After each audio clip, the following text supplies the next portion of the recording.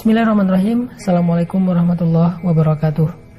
Teman-teman sekalian, Allah Subhanahu wa taala berfirman di dalam surat Al-Fajr, "Ya ayyatuhan nafsul mutmainnah, irji'i ila rabbiki radiyatan mardiyah."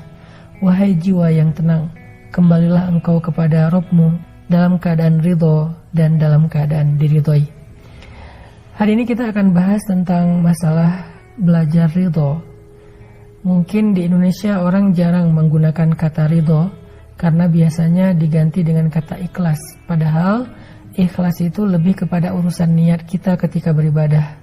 Cuman kita kan sering bilang kalau misalnya ada yang dapat musibah, ikhlasin aja yang ikhlas. Padahal di situ bukan bab ikhlas. Kalau ibadah ya ikhlas, tapi kalau babnya ketentuan Allah dalam hidup kita atau takdir, maka yang lebih tepat istilahnya adalah ridho. Jadi kalau misalnya kita dapetin seseorang sedang dapat musibah, nasihat kita adalah ini adalah ketentuan Allah, mudah-mudahan ada kebaikan di dalamnya. Nah itu kalimat ridho tuh, mudah-mudahan ada kebaikan di dalamnya. Kalau bahasa lainnya mudah-mudahan ada hikmah. Nah hari ini kita pengen belajar tentang ridho. Apa aja sih bentuk-bentuk ridho? Seberapa pentingnya ridho dalam kehidupan kita? Teman-teman yang dirahmati Allah, orang yang paling beruntung di akhir hayatnya adalah orang yang ridho. Makanya Allah berfirman di surat Al-Fajr tadi, panggilan kepada orang yang ridho. Ketika dicabut ruhnya, ketika dicabut nyawanya, Allah memanggil mereka dengan panggilan jiwa yang tenang. Padahal kita tahu sakaratul maut itu adalah keadaan yang paling sulit. Sampai Allah menggambarkannya di surat Al-Qiyamah, kalla idza balagatit taraqi wa qila man raq wa dhanna annahu al-firaq wal taffatis saqu bis-saq. Itu gambaran tentang keadaan orang ketika sakaratul maut, ketika ruhnya tersedak sampai ke tenggorokan. Tiba-tiba ditanya siapa yang bisa menyembuhkan kamu hari ini. Dia langsung menyadari udah gak ada lagi yang bisa menyembuhkan dia, dan dia mulai ngerti wa dhanna annahu al-firaq, itulah waktu perpisahan. Dia hanya bisa menatap wajah keluarganya yang dia sayangi, dia cintai untuk terakhir kalinya, dan setelah itu dia akan meninggalkan mereka semuanya. Wal tafatis saqu bis-saq, tiba-tiba betisnya jadi bertaut menahan rasa sakit yang luar biasa. Dalam kondisi seperti itu, ternyata ada orang yang sangat beruntung. Siapa mereka? Orang yang Allah panggil dengan kalimat ya ayyatuhan nafsul mutmainnah. Mau meninggal, nyawanya sudah berada di tenggorokan, taubat udah gak diterima, dia harus berpisah dengan semua yang dia cintai di dunia, harta, keluarga, dan seterusnya. Tapi dia termasuk orang yang bisa tenang menyambut kematian. Mutmainnah, hatinya tenang, wajahnya berseri-seri. Siapa mereka? Mereka adalah orang yang radiyatan, orang yang ridho, orang yang selalu menerima ketentuan Allah selama hidupnya. Itu pentingnya sifat ridho. Terus lawannya ridho itu apa? Lawannya ridho itu adalah kufur. Dia protes gitu dengan ketentuan Allah. Ya Allah, kenapa saya yang diginiin? Ya Allah, apa maumu? Ya Allah, engkau tidak adil. Itu kalimat-kalimat orang yang kufur dan tidak ridho dengan ketentuan Allah Subhanahu wa ta'ala.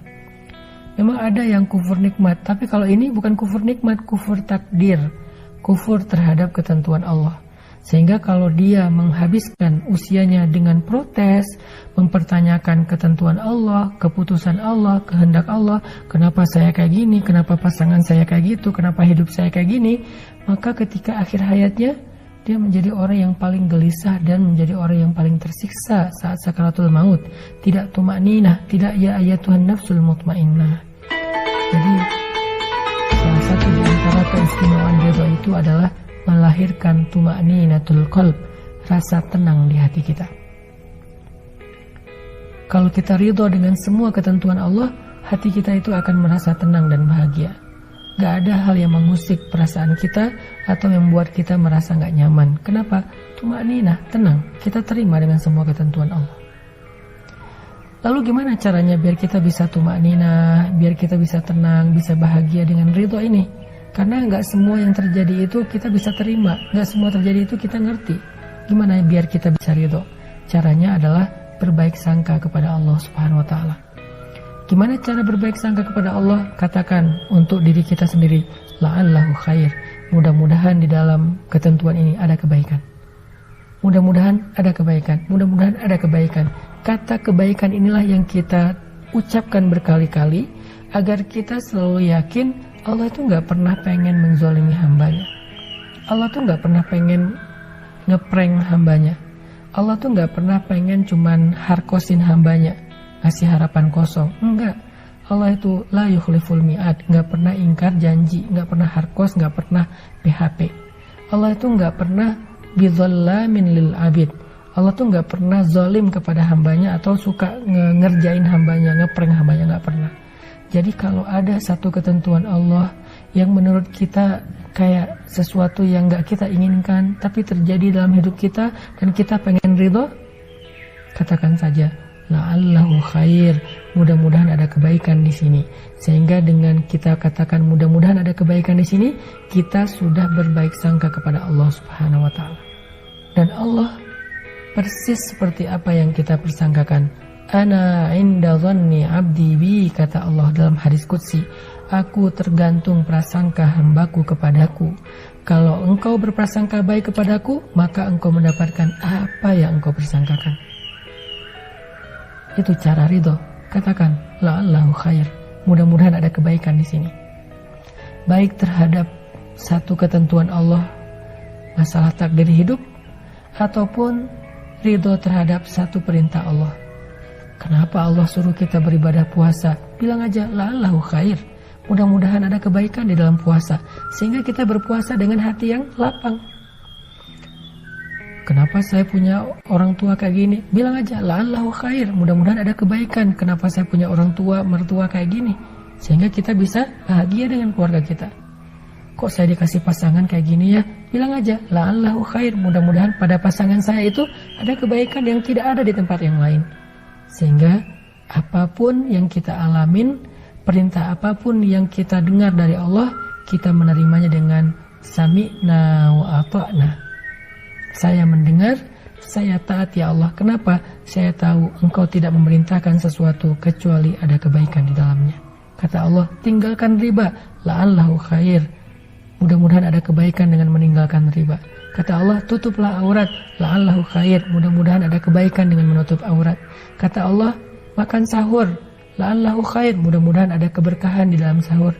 Kata Allah, buka puasa, walaupun kita belum lapar, buka puasa aja, makan, mudah-mudahan ada kebaikan di dalam berbuka. Kata Allah, tarawih, ya udah saya tarawih, mudah-mudahan ada kebaikan dalam sholat malam. Kata Allah, maafkan saudaramu, ya kita maafin, mudah-mudahan ada kebaikan dalam memaafkan. Dan semua perintah dan larangan Allah kita terima dengan ridho, karena kita percaya la'allahu khair, ada kebaikan dalam ketentuan Allah. Itu cara ridho. Mudah-mudahan Ramadan ini kita benar-benar bisa belajar ridho, nerimo kalau kata orang Jawa. Apapun ketentuan Allah dalam hidup kita, apapun perintah dan larangan Allah dalam syariat kita, kita terima aja. Kenapa kita terima? 1, supaya hati kita tenang, gak banyak protes.